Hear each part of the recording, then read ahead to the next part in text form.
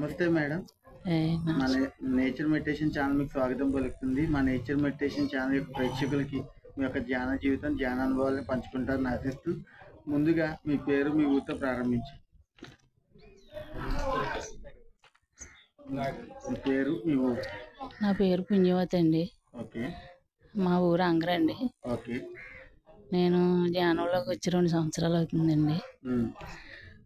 అంతకుముందు ఎన్నో పూజలు చేసేదాన్ని అండి. ఓకే. కొంచెం గట్టిగా మాట్లాడండి. ఓల్డ్ అనారోగ్యాలు కూడా చాలా వచ్చినాయండి. నేను ఎన్నో తీర్థయాత్రలు కూడా ఎన్నో తిరిగానండి. ఓకే. కానీ నేను గురువు మతం కూడా తీసుకున్నానండి. తీసుకున్న అన్నిటికి అన్నీ ఉన్నా కానండి ఆరోగ్యం మాత్రం తిరగలేదండి. ఓకే. అండ్ ఎన్నోసార్లు బయట కూడా పెట్టేశారండి. చనిపోయాను అనుకోండి. ఓకే. అయినా ఎప్పుడు కూడా గురువుకి ఇచ్చిన మాట దాటలేదండి. పూజలు చేయటం కూడా మానలేదండి. అలాగే ఉన్నానండి. కానీ నాకు 2 సంవత్సరాల కిందటం నేను 20 సంవత్సరాల మట్టించి శాఖాహారినేనండి. కానీ నాకు జ్ఞానం గురించి తెలక తెగుళ్ళు రోగాలతోటి ధ్యానం ఎలా పరిచయమైంది మీకు? ఒక ఆవిడ చెప్పిందండి. ధ్యానం క్లాస్లోకి వచ్చి ఆవిడే చెప్పిందండి.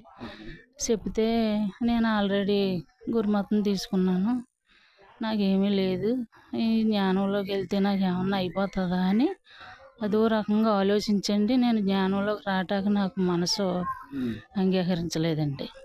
కానీ 2 సంవత్సరాల కిందట జ్ఞానంలోకి వచ్చానండి. వస్తామంటే ఆవిడ పాపం ఇంటికి వచ్చి నన్ను పిలుచుకుని తీసుకెళ్ళిందండి. తీసుకెళ్తే ఆవిడ మాట కాదనలేక వెళ్ళానండి. మా ఊరు అంగరండి. అసినమ్మ గుడి దగ్గర ధ్యానం క్లాస్ జరుగుతుందండి.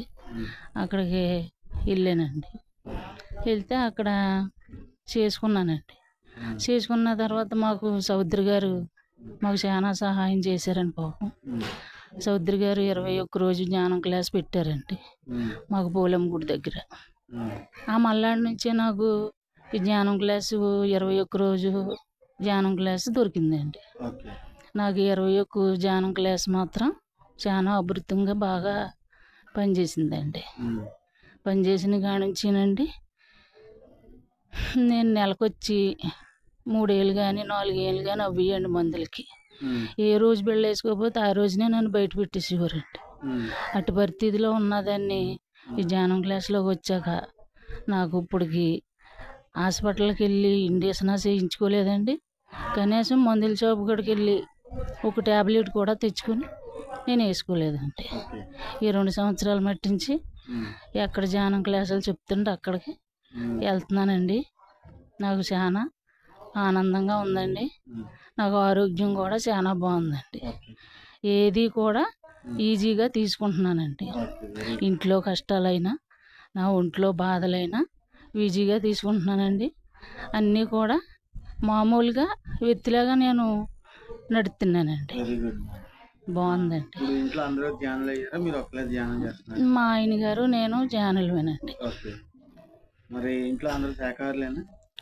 అందరూ కాదండి. మా అబ్బాయి మా కోళ్ళు మాంసాహారం తింటారండి. చెప్తున్నానండి, 2 సంవత్సరాలు బట్టి చెప్పుకొస్తున్నానండి. కానీ మారతలేదండి మరి. ఇప్పుడు ఇంట్లో చేస్తున్న ధ్యానానికి పిరమిడ్లో చేస్తున్న ధ్యానానికి ఏమైనా తేడా తెలుసుకున్నారా? ఇంట్లో అయితే కుదురుతలేదండి సార్, కుదురుతలేదు. ఇలా పిరమిడ్లోకి ఇలా క్లాసుల్లోకి వచ్చి చేసిన ధ్యానం మాత్రం చాలా బాగా కుదురుతుంది. వెళ్ళిన తర్వాత కూడా మళ్ళీ నా పని నేను బంగారులా చేసుకుంటున్నాను, హాయిగా ఉంటుందండి. మీరు ఇప్పుడు ధ్యానం ప్రచారం అది చేస్తుంటారా? అంటే చుట్టుపక్కల జనాలు చెప్పడం లాంటివి, ధ్యానం చేయండి ఆరోగ్యం బాగుంటుంది అలాంటివి చెప్తున్నాను సార్. ఒక ఇద్దరిని తీసుకొచ్చాను సార్, నా ద్వారాగా ఒక ఇద్దరిని తీసుకొచ్చాను ఈ ధ్యానంలోకి. అట్లీస్ట్ ఒక్కరిని తీసుకొచ్చిన మహానందం అని పత్రిజీ గారు చెప్పేవారు కాదు. చాలా గ్రేట్. అయితే ఇప్పుడు మీరు శాఖాహార ర్యాలీగా వెళ్తుంటారా? మొన్న పెట్టారండి, అంగల్లో పెట్టారు, తిరిగామండి. చాలా ఆనందంగా ఉందండి. మా చౌదరి గారిని మళ్ళీ మళ్ళీ పెట్టాలని మేము అనుకుంటున్నామండి. Okay madam. అదే. పౌర్ణమికి అమావాస్యకి ధ్యానం చేస్తుంటారా? చేస్తుంటామండి. మరి రోజు చేస్తున్న ధ్యానానికి వాటికి తేడా ఏమైనా తెలుస్తున్నారా? రోజు చేసే ధ్యానానికంటే అమావాస్య ధ్యానానికి, పౌర్ణమి ధ్యానానికి చాలా బాగుంటుంది సార్. ఓకే. Okay madam.